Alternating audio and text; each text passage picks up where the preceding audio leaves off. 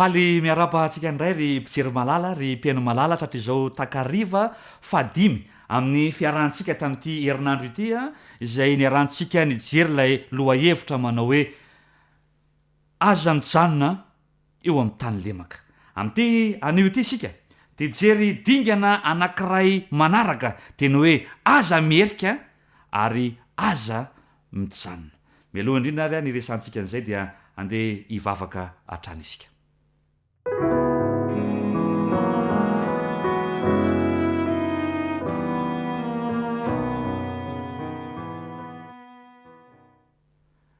Ray malalo tiana hiatrany ny miantso ny anaranao. Ho ao anatinay, hitaridalana anay, hampianatra anay ny sitraponao. Ko raha andinika ny teninao indray izahay amin'ity anio ity ray malalo. Sokafo miaraka amin'izany koa ny fonay, azahoanay mahafantatra zay tianao atao eo amin'ny fiainanay. Ka ho tonga fitahiana ho anay zany, ary atonga anay ihany koa ho fitahiana ho an'ny hafa. Amin'ny anaran'i Jesosy. Amen.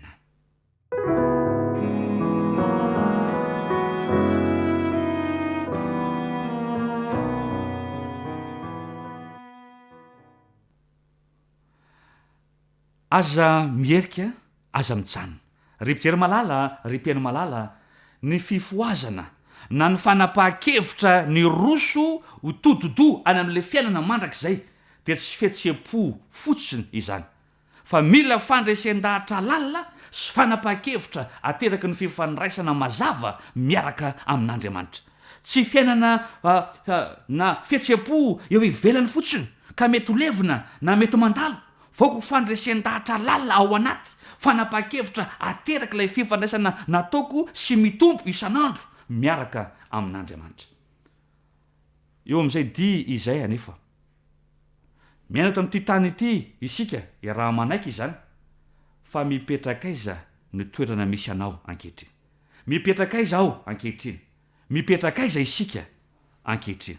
Manasanao mba handray ny baibolinao ka hiaraka mamaky amiko izay voalaza ao amin'ny Genesis 3:10 ka ny 1:1. Genesis 3:10 ka ny 1:1 dia mivaky toy izao amin'ny anaran'i Jesosy. Dia nakany Sodoma ilay anjely roa noho ny hariva. Raha Lota nipetraka teo am-bavahadin'ny Sodoma, ary raha nahita azy Lota dia nitsangana mba hetsena azy izy ka niangoaka tamin'ny tany. Eo amin'ny tapany voalohany dia hoe dia nakany Sodoma ilay anjely roa noho ny hariva. Mario tsara ilay teny hoe noho ny hariva. Misy hira izay ao amin'ny firana mino fa aintsika ihany koa izany le hoe hariva izao ny andro aty ka ho lasana. Madiviseo ilay ary izay andrasana. Manantona izao anio mba ho diovina ny fiainana mandrakizay fidio aza lavina. Hariva ny andro tena mangy ilay anjely roa tao a Sodoma. Ary ny Genesis 3:7 ka ny 9:9 dia milaza ihany koa fa rehefa hariva ny andro tena mangy tao amin'ny Saedena Jehova nijery any Adama sy Eva. Fanaon'Andriamanitra mihitsy zany rehefa hariva dia ny mamangy izy. Ary eo amin'ny 1:1 tapany faharoa dia milaza fa amin'ny izay fotoana hariva na mangin'ny anjelin Jehova ny Sodoma izay, i Lota kosa dia nipetraka teo am-bavahadin'ny Sodoma. Tsy tamana tao a Sodoma intsony izy satria narikoriko ny fiainana tao. Narikoriko azy ny fitondrantena ny olona tao. Ny aratsy teo mason'Andriamanitra ny fiainany zanak'olombelona. Ary nipetraka teo am-bavahady Lota, mitsinjo lavitra ary toa miandry inona ny zavatra iseho. Ary eo ampiandrasantsika le fehevian'i Kristy fandroany. Miaina amin'izao andro hariva ny fahamaizinany izao tontolo izao, izao sy anao. Ny tenin'Andriamanitra amin'ny Kolosianina 4:7. Kolosianina 4:7 ka ny 1:1 sy ny 2 dia milaza an'izao teny izao amiko sy aminao ihany koa. Kolosianina 4:7 ka ny 1:1 sy ny 2 dia mivaky toy izao amin'ny anaran'i Jesosy. Koa raha niara-nitsangana tamin'i Kristy ianareo dia katsao ny zavatra any ambony any amin'ny toerany Kristy izay mipetraka eo an-tanakavanan'Andriamanitra. Saino ny zavatra any ambony fa tsy ny zavatra ety an-tany. Raha mitotongana sy miaratsy ny fiainan'izao tontolo izao, miariva ny andro nyity tontolo ity ka mamangy antsika eo amin'ny tokantranonao amin'izao fotoana andrenesanao ny afatra izao, ny fanan'Andriamanitra, lay Andriamanitra ivavahantsika. Ry mpijery malala, ry mpiaino malala, aoka ianao isaina ny zavatra any ambony.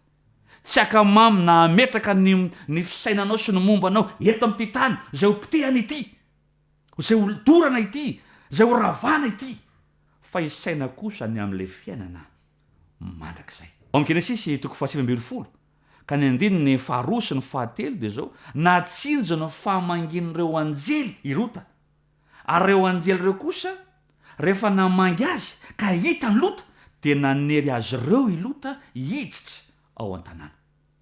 Andenge ho vakitsika ny ao amin'ny Apokalipsy 7 ka ny 3.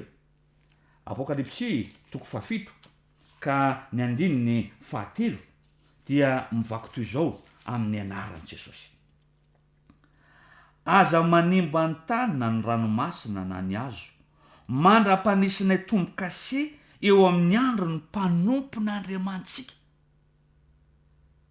Ary aza dino ry havana malala fa ity 3 amin'ny Apokalipsy 7 ity dia milaza fa efa namangy ny tany ny anjelin'Andriamanitra mametraka ny fanomboan-kaseny amin'ny olona, ary raha mandalo eo amin'ny tokantranonao izy, ekenao ho raisinao ve izany. Ao amin'ny Joela 3 ka ny 1 sy ny 2. Joela 3 ka ny 1 sy ny 2 dia mamangy ny tany koa Jehova ary mandrotraka lay ranonorana farany, manome lay fanainy masina. Satria ao amin'ny Luka 7:20 ane, ao amin'ny Luka 7:20, ny 7:7 sy ny 7:7 dia mivaky toy izao amin'ny anaran'i Jesosy.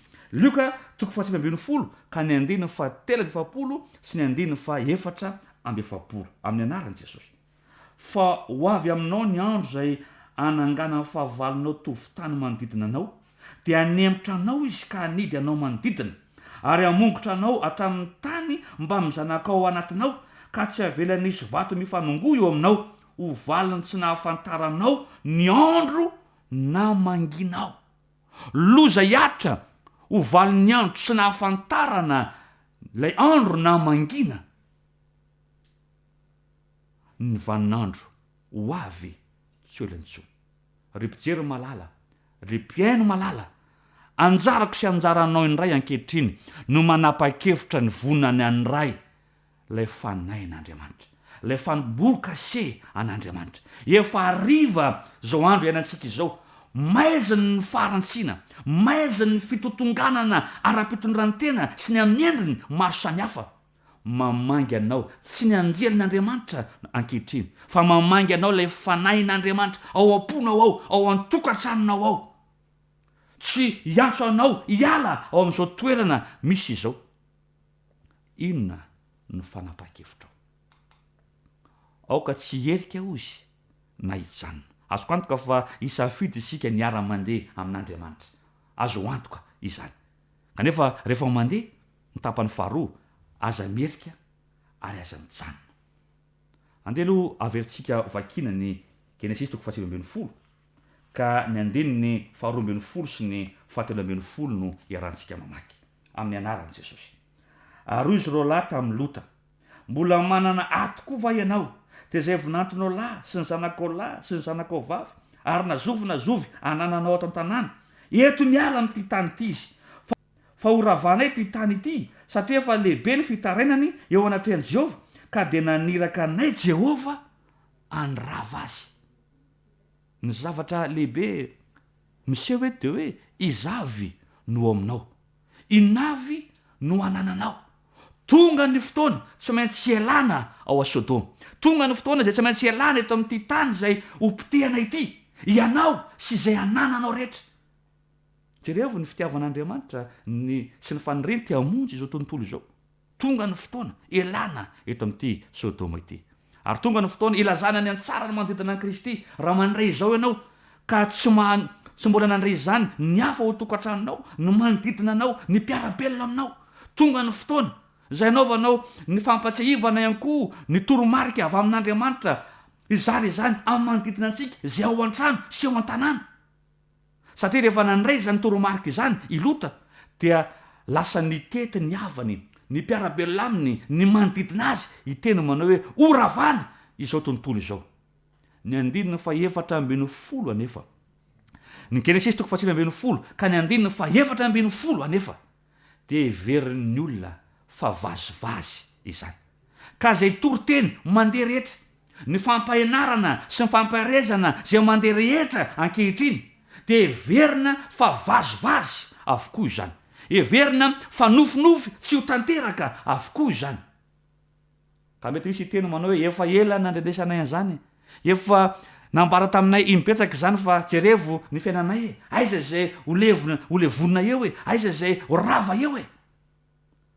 Ary teo ampanaovan'ny olona vazivazy izany rehetra izany dia nandodina anlota ny anjelin'i Jehova.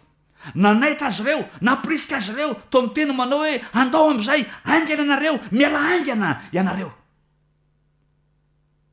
Satria tsy manaiky Andriamanitra raha tsy tonga amin'ny famonjena avokoa ny olona rehetra. Ka rehefa nisafidy ny vazivazy ny hafa, ilota sy ny ankohona ny vitsy kosa dia nijoro mahatoko tamin'ny fanarahana an'Andriamanitra. Ary amin'izao fotoana izao dia tonga amiko sy tonga aminao ihany koa ny baikon'Andriamanitra. Miala eto. Ambarao amin'ny manodidina izany, andao hiala eto. Ho revonina ity tany ity, ho sombaina itany ity. Andao andeha amonjy ny aitsika, mamonjy ny ainao. Vonjeo ihany koa taony ny manodidina anao. Ary rehefa mandeha dia hozy aza mierika, aza mijanona. Rehefa mandeha aoka tsy hitododotsony hijery ny aorian'Andray manao hoe nanahoana ny fiainako tamin'ny lasa, injay aho nanao tahaka ity, injay aho nanao le tahaka izao. Aza mierika intsony, aza mijanona, mpanjino le Jerosalema vaovao, le tena fiainana miandry ahy sy miandry anao. Ny safidy sy ny anjaranao androany mandehana mamonjy ny anao. Aza mierika intsony, aza mijanona amin'ity tany lemaka ny tany zay ho ravana ity, tany remo ny tany lemaka. Ary misy safidiana ny anoy ny dy ho todi-soa any amin'ny Jerosalema vaovao. Manana safidy ny tsinjo le mandrakizay anao, le tsinjo le lanitra vaovao sy le tany feno fiadanana sy fahasambarana ho anao. Ny tompony ombanao ka andraisanao zany safidy manokana izany dia ny hamaika anao, ny amonjy anao sy ny manodidina anao. Amen. Andeha hivavaka isika.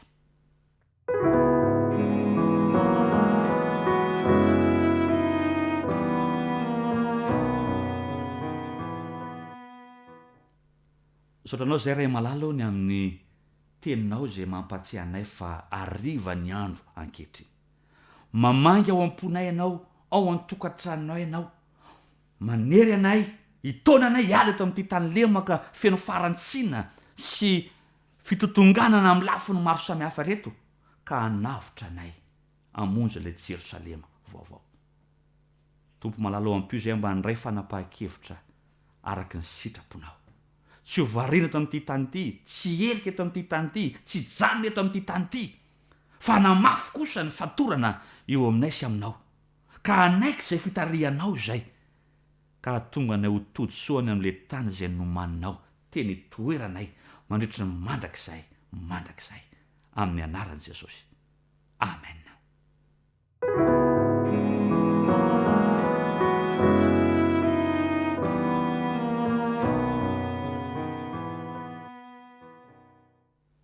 Mifarana atrasahady ry mpijery malala ry mpiaino malala ny fandarantsika tamin'ity anio ity. Mino fa hisy fanapahan-kevitra lalina zay ho raisin'ny ankonanao amin'ity anio ity.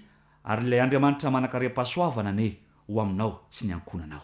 Ny fiadanany sy ny fiarovany ho aminao sy ny ankonanao. Ka naiza alianao eo am-panarahanao dy any Kristy ho tsapanao ane ny fanetrehana. Manao velomanao vetivety indray zay ary manome fotoananao ho amin'ny rapitso tahaka izao. Veloma tompoko.